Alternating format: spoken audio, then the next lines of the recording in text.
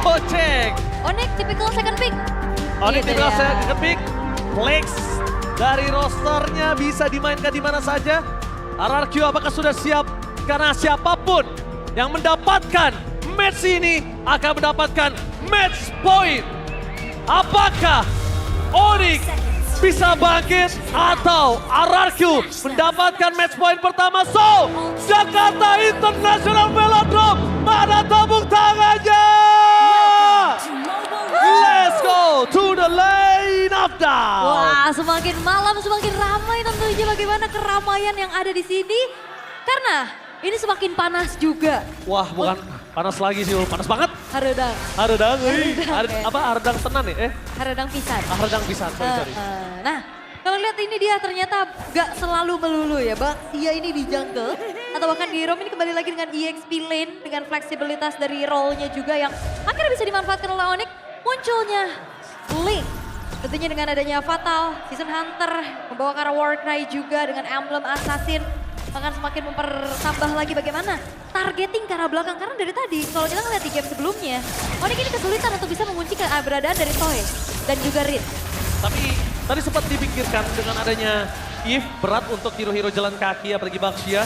Jadi mau nggak mau mereka reset, mereka switch Kairi dengan Link yang dia nggak harus jalan kaki dan bisa langsung ke black line dari tim RRQ. Ya, dia parkour soalnya gak jalan kaki ya. Iya.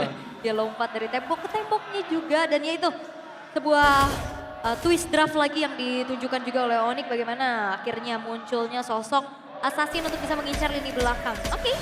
Sementara Idok kembali dengan hero inisiasi dan itu adalah powernya dia juga dan terlihat kalau kita udah ngeliat dari sebelum-sebelumnya Idok dengan kaliannya online banget bahkan di game sebelumnya itu udah benar-benar menjadi salah satu faktor kemenangan untuk mereka. Satu hal yang cukup menyeramkan dari tim Onyx dan harus diatasi oleh RRQ adalah Savero dengan Haritnya. Jujur, Savero dengan Haritnya ini mengerikan banget sih kalau menurut gua. Iya, iya. Cepet banget ya dia movementnya juga, cooldownnya juga dan Turtle yang pertama sekarang sudah mau ditetap dan T-Boy akan mencari informasi terlebih dahulu. Oke, informasi telah didapatkan di mana zoning out T-Boy adalah sebuah jawaban dari Tyrant. Tapi dengan retribusi yang didapatkan T-Boy masih punya flicker for defensif. Tapi kali ini berpasukan dari tim RRQ. Mereka sepertinya miss satu calculate dan itu dia. No purple buff untuk Joy. Ya memang yang diupayakan oleh Onyx adalah mereka coba untuk cari trade aja. Mereka nggak mau kontes karena dari Turtle-nya secure ke purple milik dari Sutsujin. Gak ada pertukaran lagi yang bisa dilakukan oleh RRQ kecuali ya coba ke arah jungle-junglenya dan sepertinya gak ketahuan ya, gak kedeteksi lagi ada dua orang di sana. Oke, tapi lihat di depan sana E-Boy tidak memiliki flicker, Tsunami Slam dikeluarkan tanpa adanya implosion covering up. Di luar manipulation Sas menjadi target utama dengan tidak adanya flicker.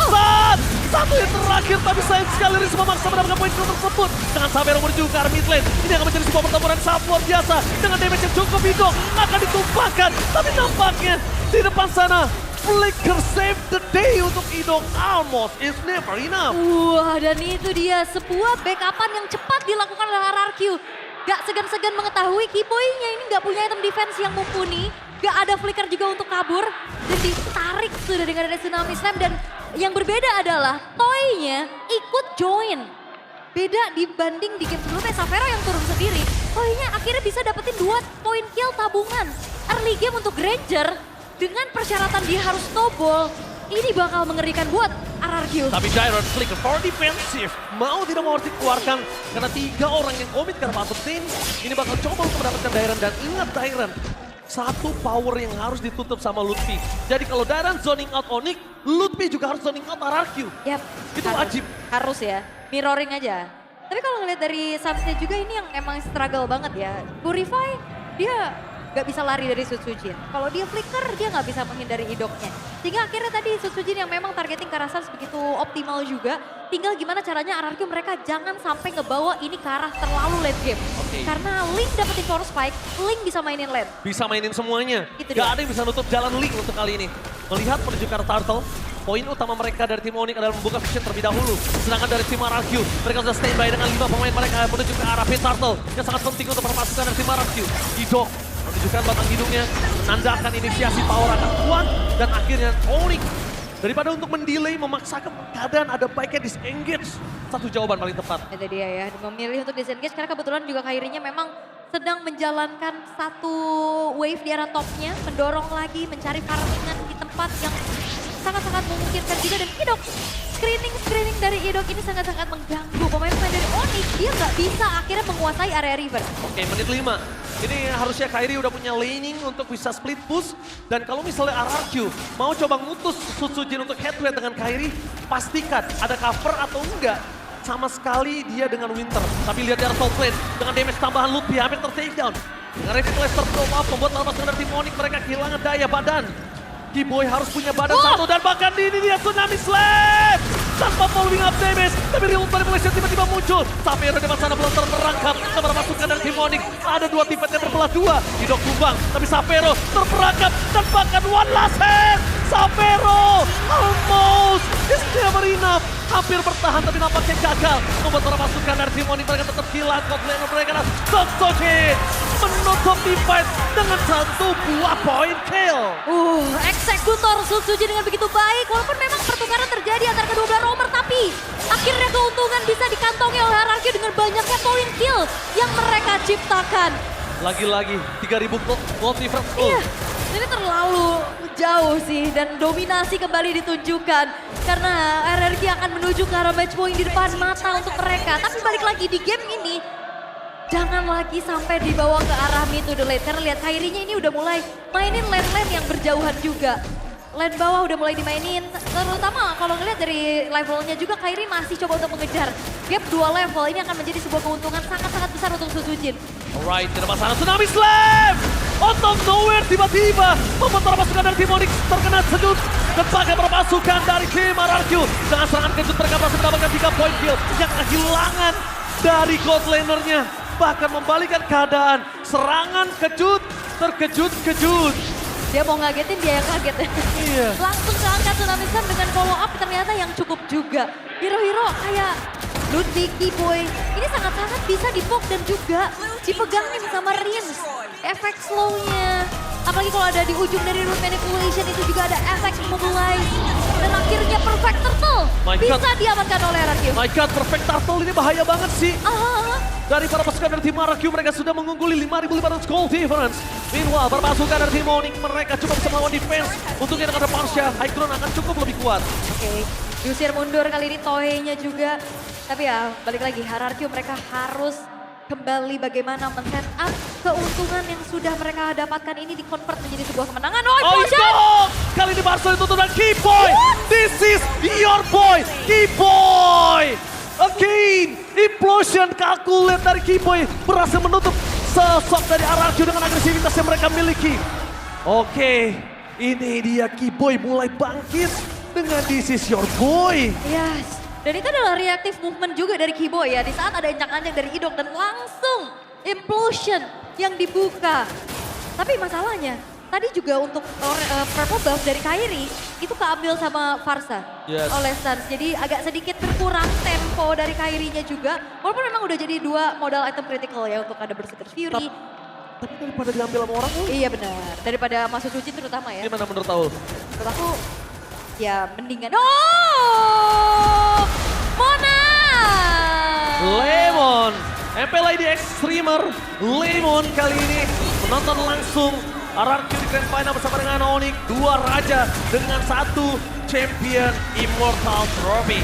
Tapi lihat di depan sana, Tsunami Slam di following up dengan ada sosok Toy cukup begitu saja tanpa ada embel-embel teamfight tambahan. Para pasukan dari tim RRQ mencoba untuk memberikan harta dan sana, tapi Sapphire bersama dengan Link dapat double terpakan Morify tidak bisa menghentikan Kairi. Shutdown pun terjadi, susul di depan sana tidak bisa mendapatkan Sapphire dan Kairi Link memang sedikit different, membuat Kairi mencoba untuk bertahan seorang diri dan membuat para pasukan dari tim Onyx mereka berhasil pulang tanpa kehilangan Kairi. Ya itu shutdown Toy juga sih yang mahal banget targetingnya dari Kairi yang akhirnya juga mengacak-acak backline dari RRQ. Dan dengan modal-modal item juga yang tadi sudah terlihat ya, ini udah terlihat cukup untuk Kairi bisa dapetin Toy terutama yang gak punya item defense sejauh ini. Sementara Lutfi akan mencari lagi siapapun yang bisa coba untuk ditabrak, tapi hati-hati. Kalau ada Idok, Lutfi yang bisa kemakan. Oke, Lutfi yang bisa terkena tsunami slam ya. Iya. Tapi Sosojin mendapatkan informasi di mana Lutfi berada. Target utama mereka menuju ke arah salah satu seorang Keyboy. Implosion telah dikeluarkan. Padahal S-Rank bakal di-following up damage. Tapi ternyata damage belum cukup. Bahkan 2 player para pasukan dari Morning mereka yang tumbang. Mereka harus menuju ke arah belakang Kairi, one last chance. Still, apakah mereka akan melakukan do or nothing? Enggak ya. I think no. Iya, tidak sepertinya nggak mau terlalu mengambil resiko. Dan akhirnya direlakan saja Lord yang belum enhance juga kebetulan. Dan terlihat bagaimana kalian ada implosion. Tapi semuanya termiskalkulasi damage-nya karena ada heal dari Idok. Tipis tapi ngeselin. Yes. Tapi Kairi yang membayang time banget Onyx untuk bisa bertahan dan nafasnya cukup banyak. Jujur, kalau Kairi bukan dengan Link-nya, mungkin ini akan ada inner turret saja. Yang tersisa satu di tengah ini udah gak ada menurut gua. Sisa base, bahkan gak ada holy defense. Kalau bukan Link Kairi. Ini Link-nya lagi gawe banget loh. Link-nya bener-bener ngasih baik time. Tapi karena tahu Keyboy bisa make a moment, ada baiknya dibonyokin untuk para pasukan dari tim RRQ 7.500 gold difference loh. Iya, ini terlalu jauh sih. 7.500 segi atribut item damage juga akan sangat-sangat berbeda. Dan kali ini Onyx, mereka harus mengantisipasi bagaimana hadirnya Lord yang sudah mulai masuk ke dalam base top turret. Kairi show di arah bottom lane, dia harus pulang ke arah belakang. Implosion! Keyboy! Covering yang sangat bagus tapi Tsunami Slam sudah keluar terlebih dahulu. Damage-nya terlalu besar membuat Lutfi harus ter-take down tapi Savero dive into D. Damage-nya terlalu besar. Savero nggak bisa lebih masuk lebih dalam lagi karena berbahaya Tadris. Albus terlalu dan Link Kairi berhasil mendapatkan shutdown. Jadi ya terkena pop damage dari Savero dan dieksekusi dengan begitu manis oleh Kairi. Dan kali ini Onyx mereka mempertahankan 3 base turret mereka dengan cukup baik. Savero mencoba untuk berdasar ke sana. Tapi nampaknya Sosojin coming dengan bersama Naotoy. Damage mereka cukup tapi Sans melakukan rotasi. Mencoba untuk menutup ke arah mid lane. Tapi tampaknya bukan itu tujuan mereka. Tujuan mereka di mana? 1 buah point kill terhadap Tyron. Tidak berhasil mereka dapatkan. Mission impossible cancel. Oke, tapi base turret top lane yang hancur juga pada akhirnya. Menjadi sebuah besting yang bisa didapatkan oleh RRQ juga. Karena kan terlihat dari replaynya nih, kalau kita intip. Mencoba untuk masuk, bermula dari Idok yang langsung di-react dengan 1 buah Sacred Hammer juga. Stansnya aman di belakang, gak buru-buru juga ke-trigger dari sebuah Purify-nya. Tapi Lutfi yang ketarik dia ya ke area luar, sampai akhirnya dia harus nahan damage yang begitu banyak. 1 buah Synchro Vision dari Savero dieksekusi oleh Kairi dan akhirnya bisa mendapatkan 1 poin kill tambahan. Keyboy bener-bener membuat Idok 2 kali tenggelam di dalam implosion. Ini mungkin udah mulai harus dikalkulit oleh Idok dengan 7.000 gold difference menuju ke arah mid to the late game. Makin late game itu makin tidak terlalu berasa untuk Kairi. Siapapun lawannya tanpa Wind of Nature atau Winter Crown, Kairi bisa makan hal tersebut. Yap. Oke, Wind of Nature ya untuk toy-nya juga. Item terakhir bisa menuju ke arah si Halberd ataupun Noble of Despair kalau salah. Tapi untuk kali ini Purple Buff sudah mulai terjadi adanya keramaian juga. Yes, targeting utama mereka gimana membuat para pasukan dari tim Onyx mereka terkena retribution-nya gagal. Dapatkan daerah merasa mendapatkan Keyboy. No flicker more this time. Keyboy ter-take down. Tanpa following-nya damage. Farsia mencoba untuk melakukan covering up. Tapi Savero yang hanya bisa selamat dari 2 korban jiwa yang didapatkan oleh tim RRQ. Lord muncul. Tidak ada Lutfi, tidak ada Keyboy, Nova dan kayaknya untuk mendapatkan steal mereka harus urungkan. Iya, kecuali mungkin ini Lord Evolve ya. Itu bakal ada paksaan buat kontes harusnya, cuman kali ini selagi masih adanya yang bisa menjaga teritori high ground seperti adanya Farsa, ini bakal coba untuk dilepasin dulu sama Onyx. Kebetulan juga ini masih Lord Enhance yang pertama. Jadi setup defense yang harus akan dimaksimalkan selagi Sans-nya aman. Harusnya defensif high ground mereka masih bisa dijaga. Dan itu pun terbukti, lihat. Dengan adanya keunggulan mereka gold 8.500, mereka bahkan cuma dapetin 1 buah base turret dari top lane. Ya. Yang harusnya nabrak sekali, mereka punya power yang banyak. Dan bahkan lihat, penonton yang luar biasa banyak di festival. Bahkan kita lihat ada Pariki yang mungkin jarang banget kita lihat datang untuk nonton RRQ ya. Udah lama ya. Hadir langsung. Oke. Kita tunggu dari Onyx-nya nih, disorot juga nih ya. CEO-nya Onyx kan. Go Justin di mana Iya, ya? Go Justin di mana nih Go Justin? Alright, tapi untuk sekarang, Steel Lane push. Oh, Steelwood manipulation, no way! Gila, Saster takedown di saat adanya Farsia. Kali ini menjadi satu target utama mereka. Fokus ke arah base nggak boleh memberi terjadi. Dan Savero nggak bisa berdasar karena Susuti terlalu besar yang bisa diberikan. Looking for wipe out. Kairi the one last man standing. Tapi nampaknya baik template tidak bisa dilakukan. Dan wipe out. Ini bencana. Match point untuk RRQ. Raja dari segala raja sudah mulai bangkit. 3 games in a row yang akhirnya mereka tunjukkan sebuah sinkronisasi kombinasi skill demi skill membawa mereka menuju ke arah match point di depan mata dan 1 game lagi yang mereka butuhkan untuk membawa pulang trofi. No way! Onyx di mana di top bracket mereka menurunkan RRQ dan bahkan kali ini mereka udah mendapatkan 2 poin duluan. Ya, Kali bounce back reset game by game. RRQ merangkak dari keterpurukan yang bahkan kita melihat bisa jadi